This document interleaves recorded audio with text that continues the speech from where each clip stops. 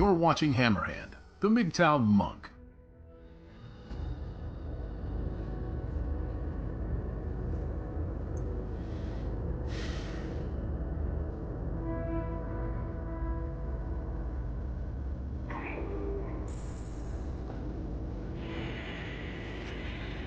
Gents.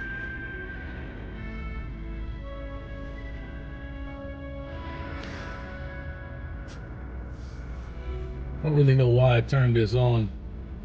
I felt like I had something to say.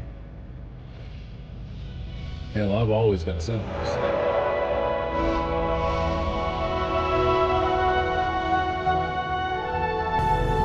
Maybe I should just turn this on. No.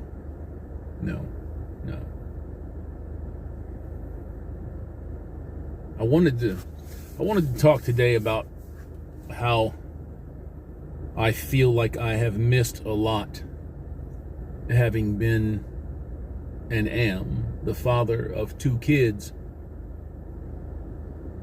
and one of those children has nothing to do with me. I won't say it's through no fault of my own. I won't say that. You know, it takes 2 to make a relationship, and in most instances, it takes 2 to turn a relationship out. You know, I was listening to Kingy MGTOW and one of his newest ones, and it struck a nerve because I remember being that guy. I remember being that guy that was being targeted by his partner, and I hate that word, by the way. The woman that was going to be my wife, I remember being targeted by her, but I didn't remember it being that while it was happening. In retrospect, I remember it being that way. Let me tell you a little story. We were living in Indianapolis at the time, and we came down here. You know, I guess she was getting friend sick because that wasn't her home. She wanted to go and live with dad or live next to dad and try to make a relationship with her father. That's the biggest goddamn red flag that you can possibly have from any woman, is if she's got an unhealthy relationship or no relationship with her father. You're going to be in for a ride, my friends. You're going to be in for a ride. And I was, and I did, and I went the fucking distance all the way up until the end. But we came down to Louisville, where I'm at now, and we went to this hotel that one of her friends was running. It had a pool, and they were having their little night and beer and liquor and all of that horse shit. That's kind of the normal around here, you know. You ever see that show Varsity Blues? I think it's Varsity Blues. You know, where there ain't nothing to do except watch football and fuck? Yeah, it's kind of like that around here. For a lot of these young people, there's nothing for them to do. Back then, I guess I could say I was a little bit on the young side. But we were in the pool. Some of her friends joined in. And I was sitting on the steps. You know, I kind of just sit there and just chill, lay back and wade. One of her friends was about 4 feet over to my left. She was on the other end of the pool. My kid's mother. She jumped in, swims all the way up, right up to this girl, comes up on her, puts her arms around her, and kisses her on the mouth. And I'm just kind of like,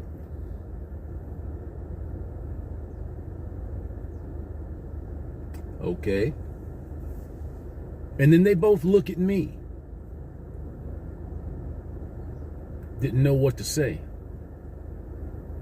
It was never a dream of mine or a fantasy of mine to fall in bed with multiple bitches. I've only got one dick. And to be honest with you, I only ever have my eyes on the person that I'm with. I don't have wandering eyes. I still see. Don't get me wrong. But what Kingy mentioned right there in that video of his, and I'll see if I can find it and I'll link it. I'll put it in the low bar so that you can get a good look at what he was talking about. It's called being turned out. That's taking somebody that doesn't have morals, ethics, values, and principles. They don't have that bedrock foundation. And at that point in time, I did not.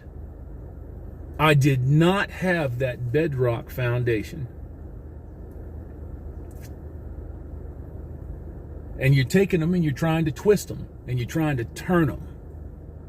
You're trying to hollow out their goodness and bring them to you because you're not good. You're not decent.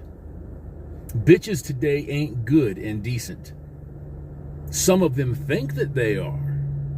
But you ask them what their morals are. What are your values, ma'am? What do you know about ethics and principles? 9 out of 10 of them will be I was raised in a Christian home. Well, what does being a Christian mean to you? That's what you're going to get from these people. They only know talking points, fucking buzzwords. That's what they know. That's what they know. They live their life in 120 characters a tweet. That's how all of these people have been brought up. Since social media has taken them over, tethered itself to their souls and sucked them all fucking dry. That's how they live. That's how they live. They live in mental burps, blurbs, mental farts. That's how they live, man. And I'm talking about motherfuckers that are 40 years old. That's how they live. But that's what Kingy was referencing when he was talking about being turned out. And that's what I'm referencing when I'm talking about not taking the bait. Even back then when I didn't have those attributes, those core values, I still didn't take the bait. I had lots, 6, 7, 8 people that were wanting to get with me. And they saw the fact that this woman that I was with, my kid's mother, was not treating me right. And I was enduring it because I didn't want to break the family up. I wanted my kids to have a father and a mother under the same fucking roof. And because of her selfishness and greed, we don't have that. And I lost a child in the process. I don't even know that girl anymore. Haven't spoken to her in 4 years. Not one fucking word. Not one word. The last I heard, she was wanting to call me by my first name. And I said, no. No. I am not Mr. First Name to you. I am Dad. I'm Dad.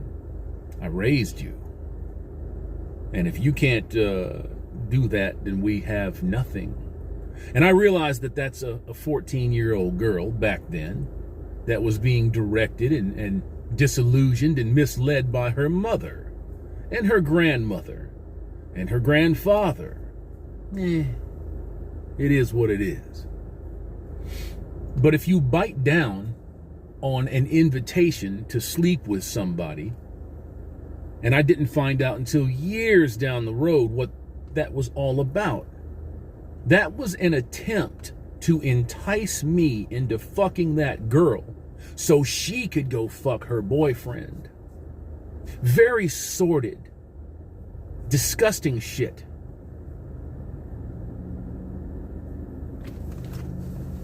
There will be people that will say to you, well, maybe you just weren't doing it for her. That's a possibility. That's a possibility. In hindsight, in retrospect, 2020 being what it is, not the year, the vision.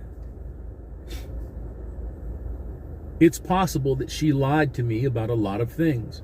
It's possible. It's possible that every time I was up in that motherfucker and she was... It's possible she was lying. I don't think she was lying. It's possible every time I had her fucking folded up and I was beating her fucking back out that she was lying. I don't think she was lying. You know how people are. They get it really, really good and they're treated really, really well, and they think that it's going to be better somewhere else. I pay attention to things. And in the ensuing years, in the time that she's been with the fellow that she replaced me with, the only thing that she got out of him was compliance. He does what she tells him to. That's just the way that she is.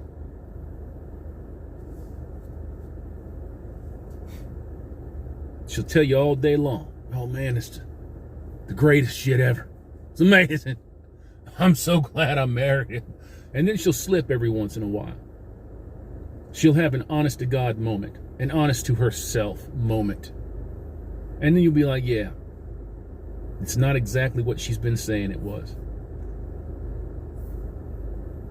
She had it really good with me.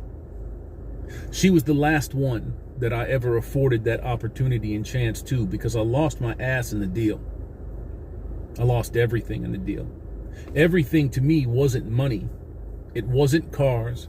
It wasn't material possession, although all of that went by the wayside. Before it was said and done, I was a fucking shell of a man. Financially, physically, mentally, emotionally, spiritually, it was all gone. I had to figure out what to do.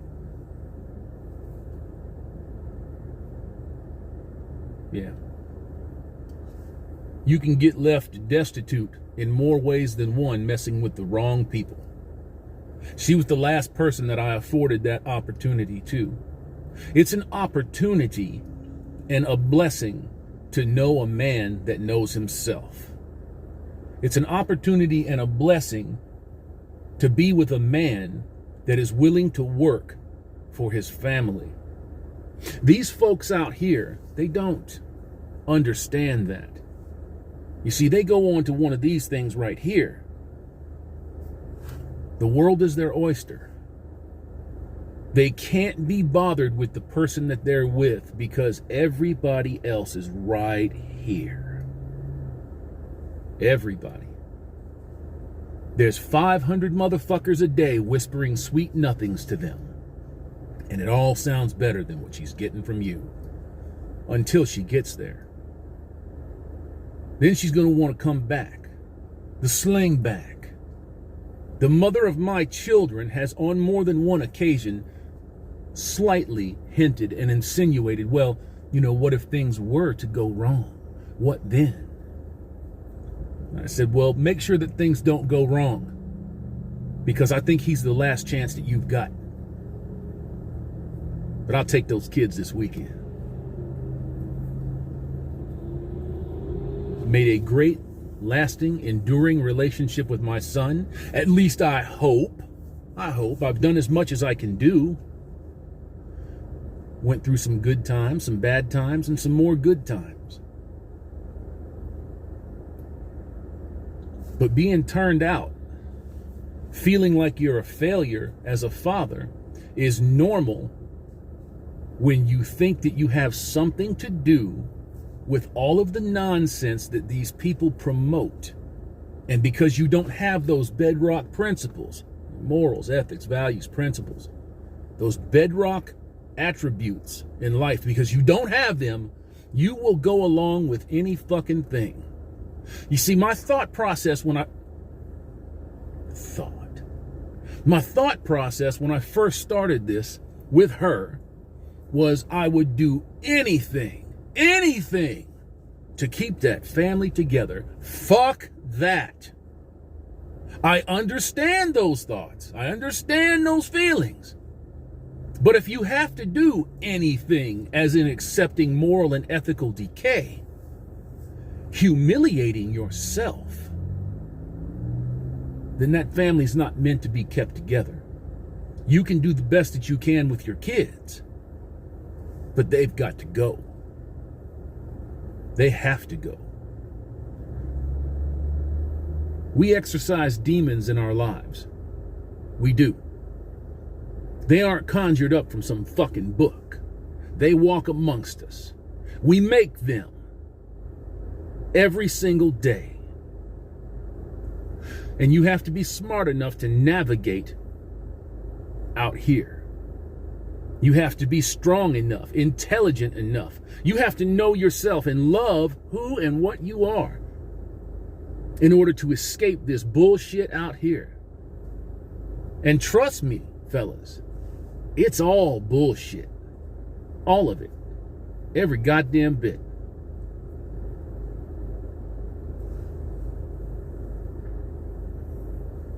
Every bit. Some folks will tune in if they've lasted this long. 15 minutes, 42 seconds. If they've lasted this long, say, man, he's so bitter. He mean-spirited. Oh man, who'd ever want him? All good questions. All false assertions.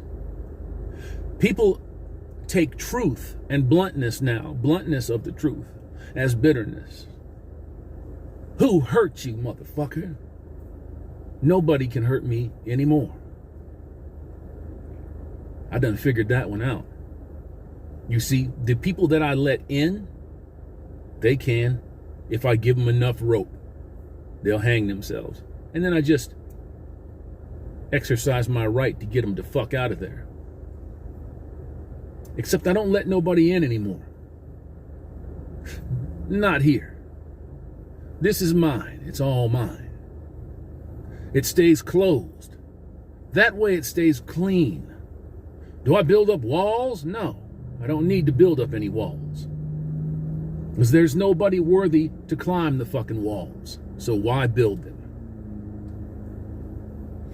It takes a special, exceptional, ridiculous, absurd type of female to even turn my head anymore.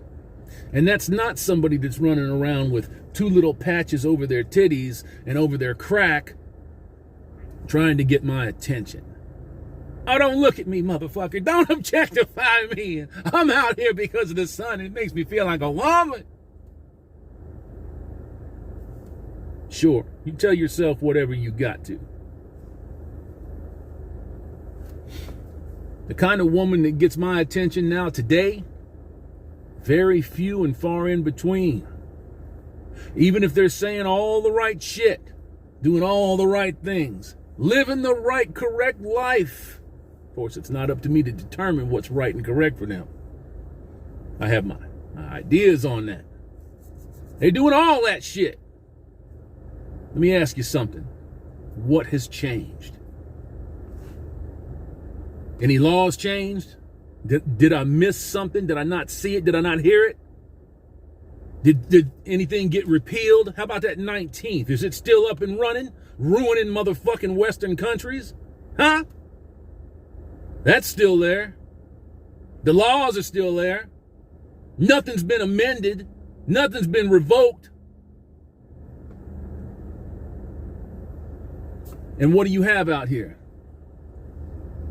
Truckloads of motherfucking PUAs, coaches. The fuck are you coaching anyways?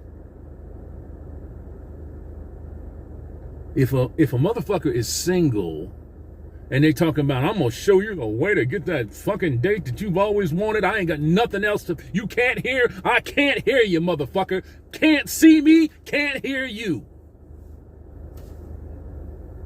Stage left, homie. Even though I pointed to the right.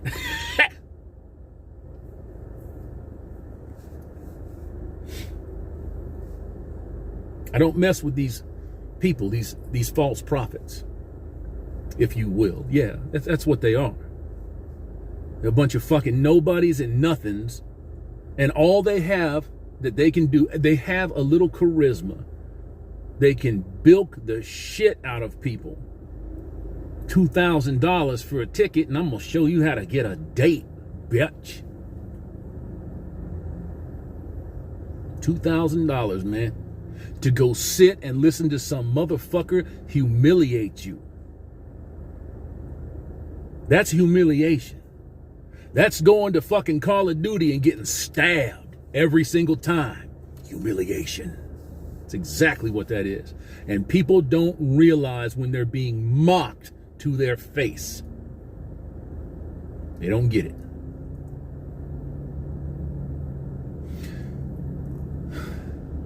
Check out King MGTOW. I'll put that in the low bar so that you can see that video that he speaks in depth about men who get turned out by women that have no morals, ethics, values, or principles. And if you match up with them like that and you ain't got none of that shit, they're going to grab your fucking soul, they're going to wipe their ass with it, and they're going to shit can you like they've done everybody before them and everybody after you. You feel me? You understand what I'm saying. There's not a man watching this right now that doesn't feel what I just said. You've all put yourselves in compromising positions because your desire to keep the pussy, to keep the chick, to keep the relationship intact was greater than your desire not to be a punk.